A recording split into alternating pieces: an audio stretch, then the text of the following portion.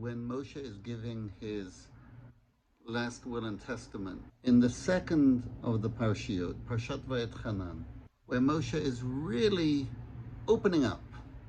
It's in this parasha, it's in this portion where Moshe recounts how God gave us the Ten Commandments. He also says the most powerful message in all of the Torah. It is the one that we have Jews for years throughout our history have gone to the gas chambers with, to the martyrdom with.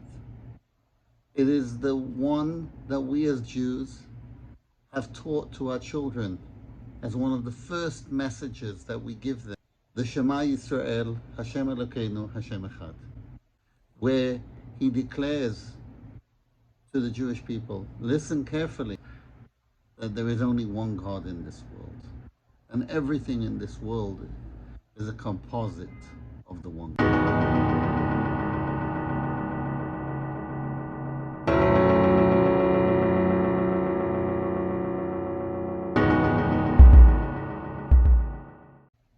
And it's in this parasha, it's in this portion, where Moshe reminds the people in chapter 6, verse 18,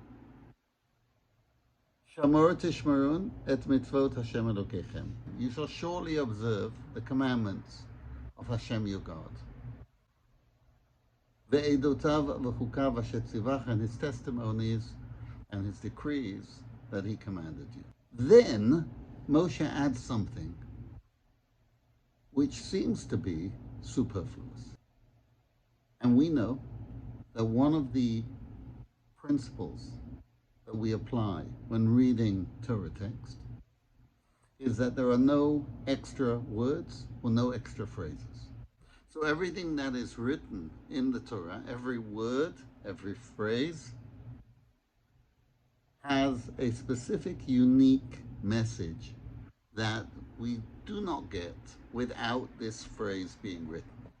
And indeed, here Moshe adds, after reminding the people to surely observe the mitzvahs of Hashem, he adds something that seems superfluous.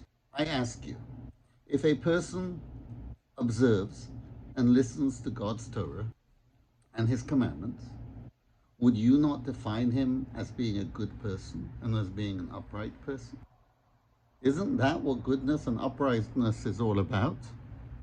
So if I observe all of God's commandments, then I should be good and upright. But yet, in verse 18,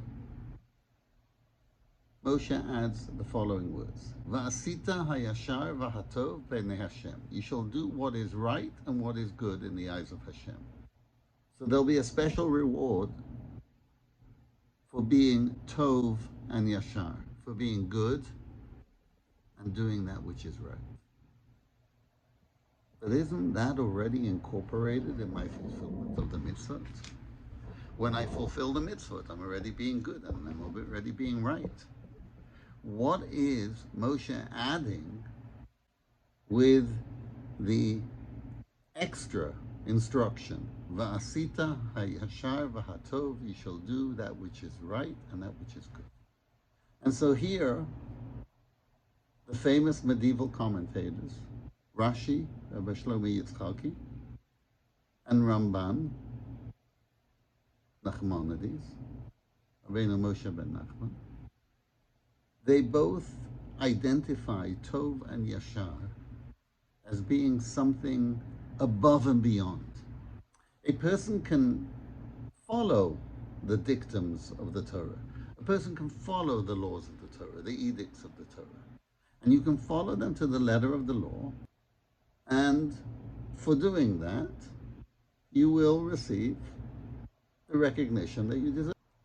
However, there is a step up from just doing it. Step up. The step up is being Yashar, being upright, and being Tov. What do I have to do to be considered Yashar and Tov? So Rashi says it succinctly, as is his style. Rashi says, Yashar and Tov Zu peshara ulifnim mishurat adin. This is when a person is willing to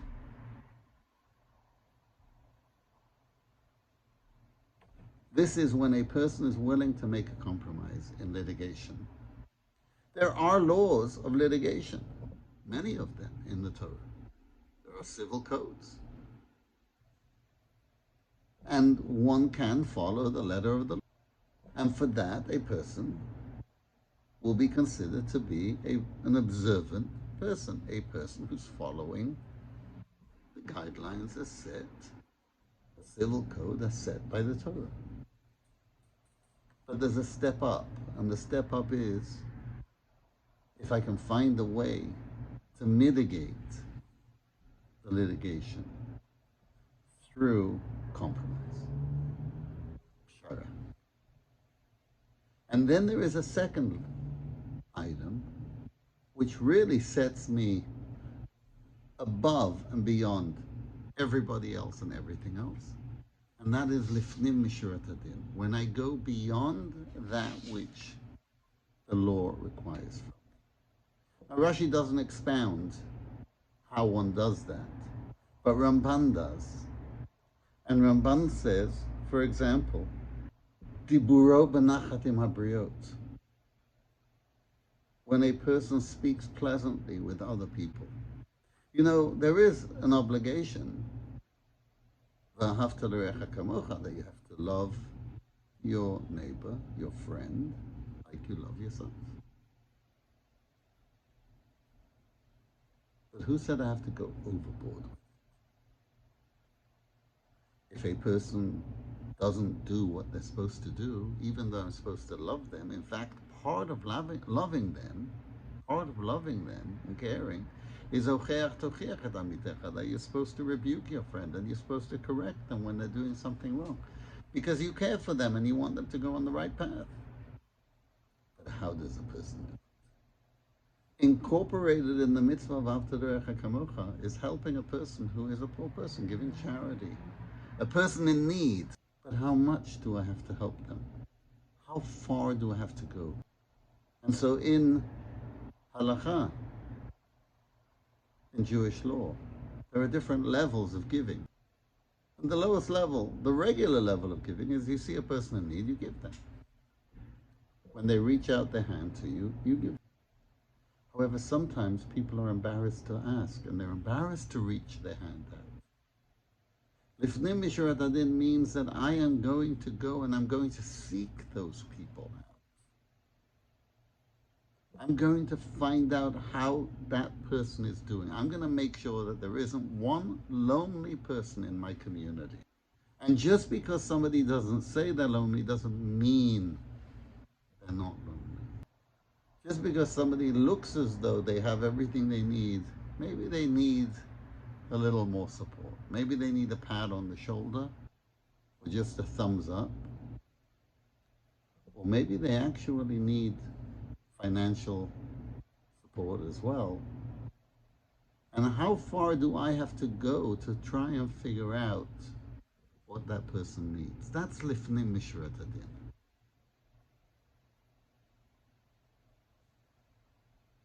And these are examples of how I go lifnim mishurat hadin, ben adam lechavero, between me and my fellow man. There are situations where even in my relationship with God, I go lifnim mishurat hadin. I go above and beyond the quality. How many homes have you seen that on the Friday night kiddush, they use a silver cup instead of just an ordinary cup to sanctify the Shabbat over a cup of wine? We go that extra step. We do a little more to show our love and our care for God as well. That's what Yashar and Tov is. And it's Yashar and Tov that gets us over the finish line. Doing the mitzvot as we're supposed to is beautiful. And we will get our just reward for that. But if we want it all, and we want the prize, That is why Moshe is adding these two words. Please remember to subscribe and to hit the like button. And please don't forget to leave comments in the comment section. If you want to participate in any of our sessions, please leave us a note.